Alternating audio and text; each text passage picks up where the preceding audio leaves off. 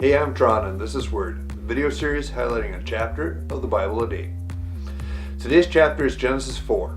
Here's what we get to see what happens following the expulsion from paradise.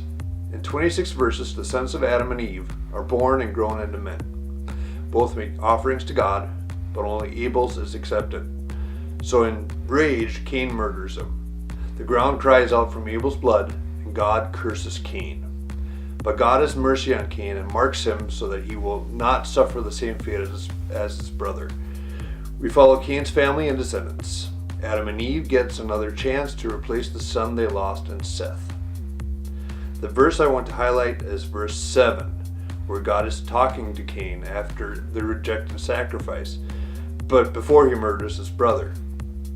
You will be accepted if you do what is right, but if you refuse to do what is right, then watch out. Sin is crouching at the door, eager to control you, but you must subdue it and be its master. Cain gives God the scraps instead of the first or the best. In response, he refuses to internalize what he has been told and hardens his heart to God and his brother.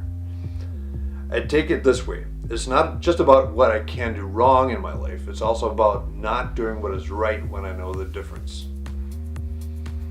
Another interesting verse for me is the last verse that says, "When Seth grew up, he had a son and named him Enosh. At the time, people first began to worship the Lord by name."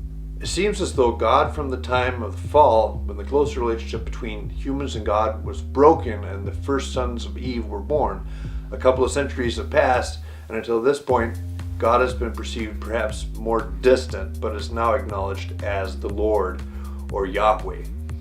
The way our original parents related to their Maker was very much strained after they left paradise, and they had to come to terms with their harsher way of life. Their offspring might not have known the Lord on an individual level, since Adam and Eve consciously tried to solve their own predicament through having children instead of raising them in the admonition of the Lord. It could also be that with time that personal connection with God and the reason for it is obscured and the worship ritualized because of it. Either way, how people related to God changed at this juncture.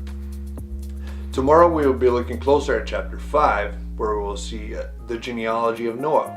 Until then, Word.